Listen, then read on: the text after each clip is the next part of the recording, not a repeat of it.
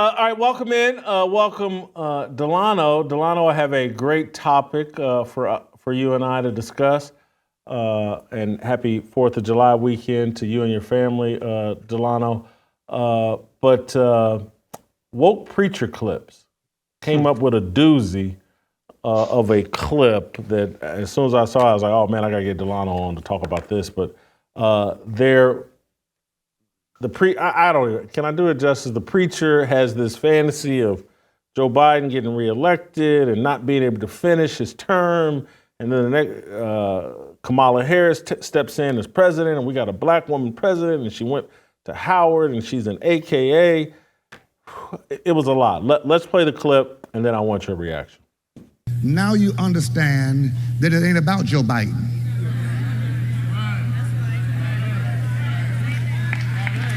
It's about the fact that they also know that if Joe Biden gets reelected in November, at his age and stage, he probably won't stay in the presidency for another 4 years. And if he doesn't, guess who emerges back to the seat of the presidency? Another African American, and this time it's a sister who went to Howard University, who's an AKA. Y'all may as well shout back at me in here.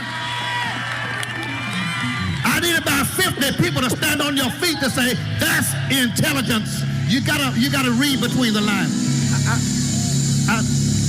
That's the greatest fear right here. Because if this happens, we can reclaim DEI.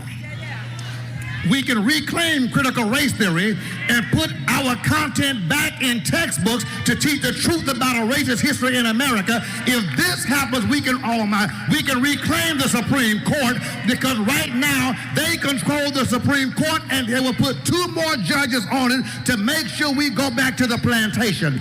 I want to ask, who here wants to go back to the plantation?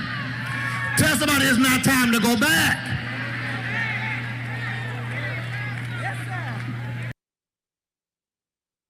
Now, Delano, from my understanding, that's your home church and minister, and you were in that crowd.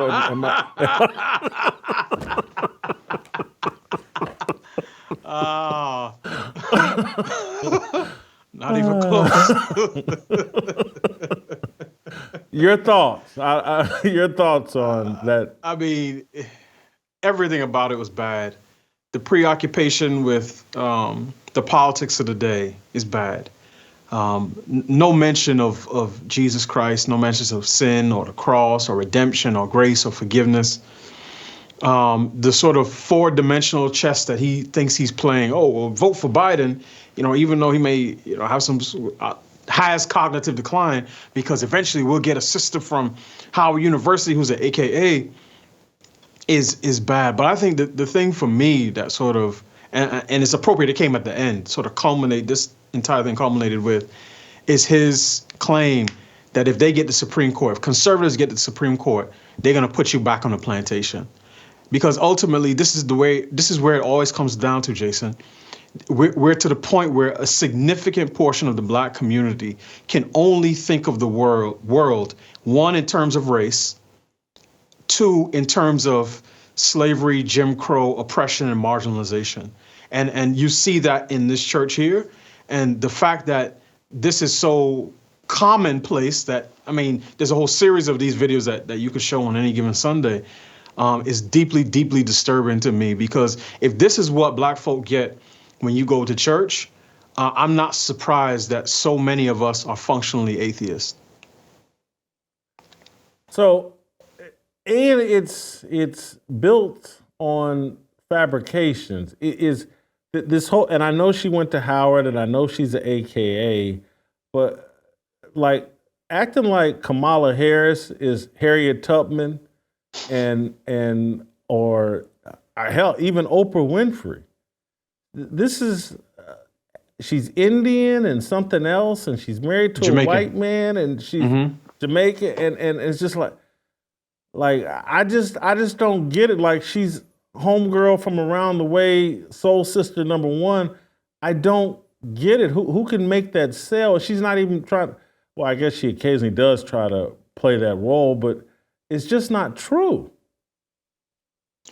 Well, I guess I think this goes into a deeper conversation on racial identity. Who is black? Who holds claim to blackness, right? Who's the arbiter of blackness? I see this a lot online. It tends to cut, on black means black American, ADOS, FBA, everybody else, and the immigrants, the tethers, right, are not really black. They are whatever their national identity is. And as part of it is that, and then part of it is, goes back to the one drop rule, right? So it's like, okay, well, if you're black and something else, are you really black? And I mean, I think those are interesting conversations to have. I don't subscribe to plantation logic per se, but I mean, if she claims it, right, and she says, hey, I'm black, I'm a black VP, I'm not necessarily gonna fight with it, but I will say this, Jason, when the Associated Press covered her swearing in years ago when she was a senator, it was Kamala Harris with a bunch of other Indian Americans who have been elected to Congress. She was on the Indian American video, not the African American video. So, for whatever that's worth. But I think the perception that she is black, same way with Obama, is one that's there, that resonates. And I think a big part of it is that there's such a deep, deep desire within our community to have, one, representation in every area of society, and two, there's this notion that if we get the right people in, then they're going to fix all of our problems. And I think the uplift through politics strategy that the black community has hitched its wagon to for the better part of 60 years has been a complete and utter failure at this point. And I think at a certain point, we got to be honest with ourselves and say, we need to do something a little bit different. Well, at some point, we have to be mature enough to say, hey, someone's skin color it's not an indication of whether the things they're going to promote are actually going to benefit the people who share that person's skin color. And so to me, that's where I want to know what your mentality is, what your worldview is, what your life philosophy is, what your values are. And so if I had a choice between choosing a black woman or someone whose lead identity was, I'm a Christian and I'm going to interpret the world through this Christian lens, I'm going to choose that person. The one with the Christian lens, that's going to benefit me. Someone who wakes up every day and says, I'm black and let me prove to you how black I am. There's no proof that works for me or works for us. There's a worldview and a set of values that universally I think works for humanity. And somehow we can't get there mentally because, as you said off the top, it's like all they have to say, they're going to take you back to a plantation. And even if the plantation existed 160 years ago, somehow they believe like, oh, they know the way back. They know the way back to that plantation. None of them have ever been to that plantation. They're all dead, but they know the way back. And we keep falling for that, like, yeah, they're going to take us back to slavery. And maybe there's proof of it, but I just haven't seen it here in America. Yeah, I mean, I agree with you, right? Melanin is not a virtue. And I don't care how much people try to act like it is. It tells you nothing about what a person believes. But I think we're at a point where, to paraphrase Nicole Hannah-Jones a couple years ago, within the sort of black consciousness, political consciousness, there is a perception that there's a difference between being racially black and quote unquote politically black. And politically black is just a synonym for embracing leftist politics. But that is a critical mistake, obviously, particularly for people who share our worldview. But I do think the fact that everybody knows this, Jason, that if you want to make something resonate with black folks, all you got to do is tie it to slavery. And this is the easiest play. And what it tells me is that people perceive us as being not just marginalized and oppressed. Those are the surface words that they use, but deeply, deeply psychologically damaged. It's like a guy who meets a woman And he just offers her the slightest comment. Oh, that's a nice, nice pocketbook you have, nice hairstyle. And she says, oh my gosh, nobody's ever said something so nice to me. He knows this woman is deeply, deeply hurt. And he understands, now if I want to have my way with her, I'll just say a few things here, a few things there, a compliment here, a threat of abandonment here, and I can get her to do exactly what it is that I want her to do. And one of the reasons that I think is so critical that people never embrace a victimhood mentality. And this goes for black folk, women, gays, so-called trans, and I will say this, and I think it's increasingly relevant today, and straight Christian white men, the types that I follow online who feel, well, I'm being attacked, and now I'm the new victim, right? They want to do to me what they're doing to Caitlin Clark in the NBA, like that type of mentality. The reason you don't embrace victimhood is because once you do, it is a pit that is incredibly difficult to get out of. Because once you get there, everything that you see in the world is interpreted through that lens. So somebody cuts you off while you're driving. Oh, they only did that because I'm a black man. Now you got tents that's so dark that you can't even see the sun, but they only did that to me because I'm a black man. And it's one of those things that is incredibly difficult to extricate yourself from. And I see this every time we get somewhere in the public square.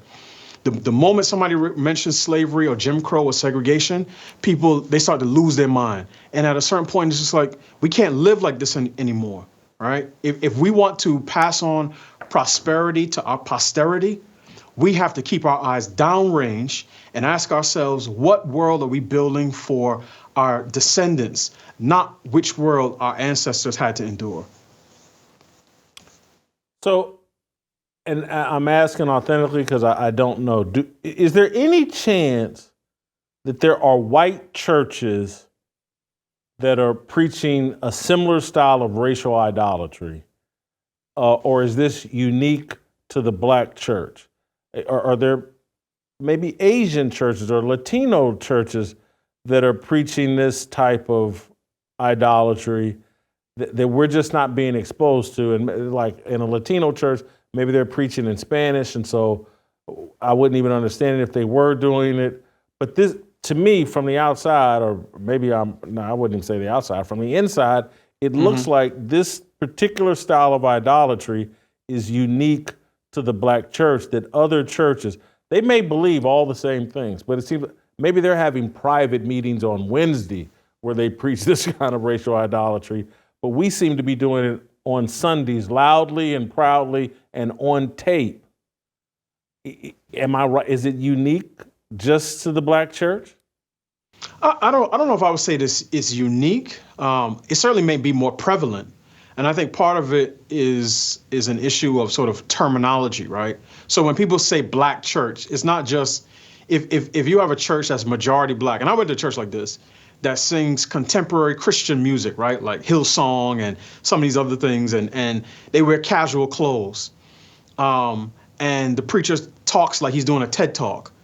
Yes, it's a black church in that the people there are black, but it's not a black church in terms of the preaching style, the cadence, the call and response, right? The emphasis on liberation and sometimes on politics. So I think when we talk about the black church, we talk about that subset of churches who have, again, a particular style of preaching, a particular sort of set of cultural norms around the church and the pastor's role and what the Bible is for and what the gospel really is for, right? Freedom not from sin, but from racial oppression and so on and so on and so forth. I do think that some of this preaching, particularly the emphasis on race, is more prevalent today. Now, if we reround the clock 50, 60, 70 years, and we were somewhere in the Deep South, could we be hearing sermons from a majority white church that were as racialized and politicized? Absolutely. Now, I think what you see in the equivalent, now there is a subset of sort of some MAGA churches, and I've seen one guy named Robert Jeffers, who's a very prominent preacher. He had a MAGA hymn that he wanted to sing, that the church choir sang before President Trump, I think, appeared at the church. So there's a subset of that. But I think what you see on the left, and these are oftentimes majority white churches, is the idolatry of sexual identity and sort of pride, right? So a lot of the white sort of mainline Methodist, Episcopalian, those types of churches are as idolatrous but on the issue of pride. That's where you see the drag queen story hours. That's where you see the female pastrixes and pastors and so on and so on and so forth. So there's a lot of shenanigans going on in the church across the board. If the Apostle Paul was still alive, a lot of churches would be getting strongly worded letters. But in terms of this combination of race and politics, it does seem to be more prevalent in the Black community. And it's certainly what I'm familiar with. Because Jason, when I see these videos, nothing about me is even stirred anymore, because I'm like, well, okay, this is what a lot of these churches do. I don't go to them. I would run out of there like my pants were on fire. But I know this is what goes on in a lot of pulpits come Sunday morning. And it's one of the reasons that, in terms of the issues we talk about the family and restoring the Black family. I understand that one of the groups that would be most resistant to the types of things that we talk about will be some Black preachers and many self-identified Black Christians who I would characterize as functionally atheist on issues of marriage, sex, and sexuality, because their entire worldview revolves around sort of systemic racism and economic inequality as being the main problems we face. And that's why all they have to offer is a message of bigger government and better white people. On that note, Delano, we will end. Thank you so much. Thank you, Jason. 4th of July. Same to you. Thank you guys for watching. We'll see you next time. If you enjoyed that video, be sure to hit the like button and subscribe so you never miss a moment of Fearless.